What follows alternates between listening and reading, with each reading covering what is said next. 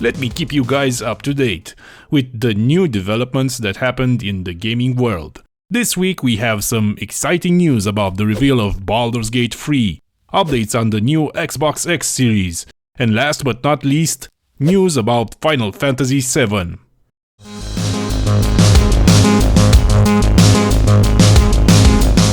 Fans across the world rejoiced at the reveal of the new game from Larian Studios, Baldur's Gate 3. If anyone wonders, they are the studio behind Divinity Original Sin 2, a critically acclaimed game that released with a 93 Metacritic rating. For those that don't know, Larian Studios was born in a small office in Ghent, Belgium. They kept making games since 1996, bringing countless hours of enjoyment to people everywhere. Their latest project in the form of Baldur's Gate 3 was recently revealed, but they didn't confirm any release dates yet. The only thing close to a release date that we have at the moment is a leaked information. Baldur's Gate 3 coming in early access sometimes in 2020. What do we know so far? We know that the setting will feature the city of Baldur's Gate and that the story will be an original take in the current era of the Forgotten Realms. After experiencing the trailer and the gameplay reveal, we can sew the information together and realize that the main evil of the story are the Mind Flayers. They managed to find a way to construct flying ships that look like an octopus stuck in a seashell. We know it's called an octopus. Really cool idea and design. They are capable of travel between worlds with these flying octopus thingies. I think we can safely speculate that we will travel through different pockets and planes of existence, while we let the story carry our steps in the unknown and unveil its mysteries to us. My hidden desire is to revisit the Underdark and relive the same emotions I had back when I first reached it in Baldur's Gate 2. From what we have seen so far in the reveal, we know that the Mind Flayers are invading the city of Baldur's Gate with the help of these living flying ships. In the cutscenes, it is revealed to us that we are infected with a tadpole parasite. We don't know exactly what this means and how it affects our main character. But we do know that our companions are infected as well, and it lets us have this weird side effect power, in the form of linking minds with other infected people. Normally when you are infected with these parasites, you are turned into a Mind Flayer, but for some reason we survive the process.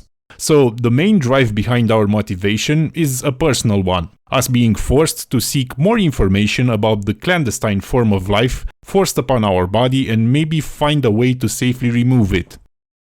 At this point you might be wondering which edition of Dungeons & Dragons will the game be based on. Baldur's Gate 3 is based on the 5th edition Dungeons & Dragons rule set. Sven Vinke, I probably butchered his name, which is the CEO of Larian Studios, came to the conclusion that the rules and systems from the tabletop games didn't translate well in the digital world, but they will work hard to make it feel as true to the D&D formula as possible. So expect some differences here and there from the tabletop version, but I don't think we should be worried, especially after the tremendous success and great gameplay that they offered in their previous game Divinity Original Sin 2. For those that don't know yet, the Mind Flayers are an ancient civilization that has terrifying and powerful psionic abilities.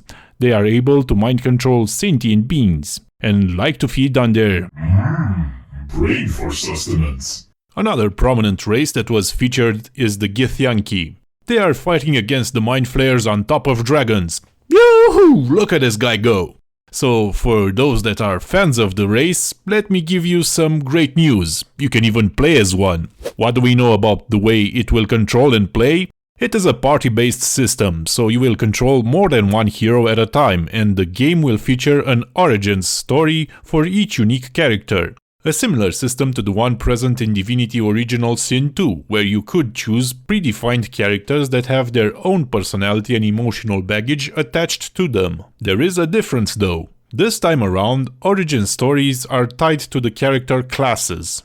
Exploring the world is done in real time, but the combat is turn-based. For the fans of the series that are used to the real time with pause systems, it might be disappointing to hear this. And not only that, because they decided to fiddle around with the D&D system and not follow its rules, it might alienate a part of the old community that loves the first iterations in the Baldur's Gate franchise. What about the classes, races, skills? What will be available for us, the players?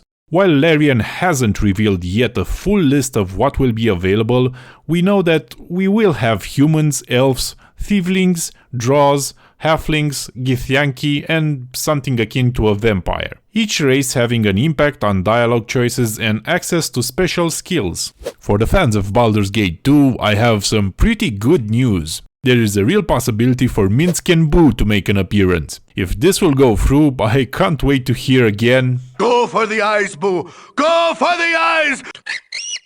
So, to sum it up, we have turn-based combat, interesting story, real-time exploration, the possibility of reoccurring characters, a party system, a lot of classes, and races.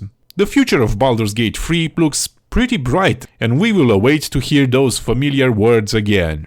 You must gather your party before venturing forth.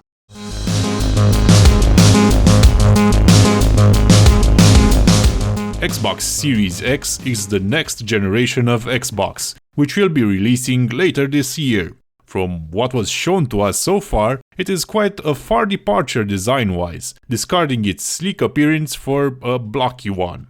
We know that this piece of hardware will not be the only one Microsoft releases, the company confirming that Series X is just one of the consoles in the new family of Xbox. So for the future, we should expect other releases in the same family of consoles. So what we know about the specs of the console? We know that it will be powered by their custom designed processors, leveraging on AMD's latest Zen 2 and RDNA 2 architectures. It will deliver around 4 times the processing power of the previous generation Xbox One. There will be around 12 teraflops of GPU performance, which is twice the amount of Xbox One. Needless to say, this sounds incredible and it's a great leap in processing and graphical power. Another feature of the console will be variable rate shading. That will enable developers to use the power of the console in a more efficient way. That will allow them to create game worlds that have stable frame rates with little to no impact on the final image quality. And of course, we will have ray tracing technology as well, which basically translates into real lifelike lighting, accurate reflections and realistic acoustics. One question that many fans of the series probably have is, will it have SSD? And the answer will be yes. This will allow for a lower latency, larger game worlds, very fast loading screens and almost instant fast travel. They added a new feature called Quick Resume, which will apparently let us return where we left without having to sit there and watch long loading screens. Finally, we can stop reflecting on the meaning of life, while we wait to return to our favorite pastime.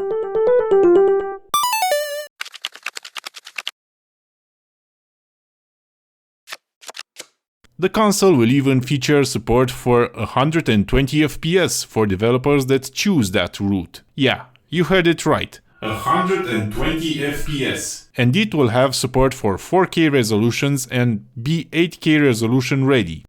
Their commitment for previous generations of gaming is still there, offering compatibility meant for existing Xbox One games, which includes previous Xbox 360 and original Xbox games, and this comes with the benefit of improved frame rates, faster loading, and improved visuals. And with this neat feature comes another: smart delivery.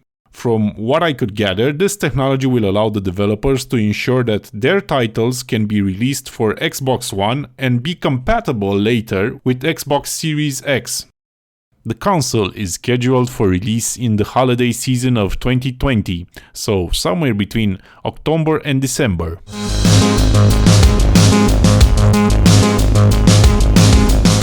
The remake of our beloved game, Final Fantasy VII, will feature side content that will be as large as the main story, a statement that left us fans to wonder if they meant individual side quest sizes or the time we take to complete them. As we all know by now, the remake will only include parts of the story from the original game.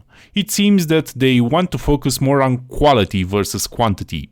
We can safely assume that there will be new cutscenes and events happening all over the city. Not only that, but they recently released a PlayStation 4 demo so fans around the globe can whet their appetite with the new tasty dish that is Final Fantasy VII Remake. This is a pretty lengthy mission in which we control two characters, Cloud Strife, an ex-soldier, the guy with the ginormous blade and spiky hair, and Barrett Wallace, a member of the Avalanche group that has for a hand, wait for it, a ballistic weapon. We will undertake a dangerous mission to infiltrate and destroy Mako Reactor 1 that will end with an epic fight against the memorable Scorpion Sentinel, the first boss of the game. But just because this is the first boss of the game, don't expect it to be an easy ride to reach the sweet taste of victory. Unlike the original release, the boss actually poses quite a nice challenge. The remake has a very different combat system, more akin to what you'd find in Final Fantasy XV. It feels like a heavy action game combined with turn-based combat systems. The combat is spectacular and polished, feeling really rewarding. For example, the ATB meter is now more like a special meter that you charge over time by attacking, and when you get a full segment, you can unleash a spell or move. Overall, the game plays and feels very different from the original release, but it's not a bad thing. On the contrary, the combat is pretty good. The game will be available on PlayStation 4 after the 10th of April 2020. Until then, we will leave you in the company of Tetsuya Nomura's quote: "The heart may be weak, and sometimes it may even give in. But I've learned that deep down, there's a light that never goes out."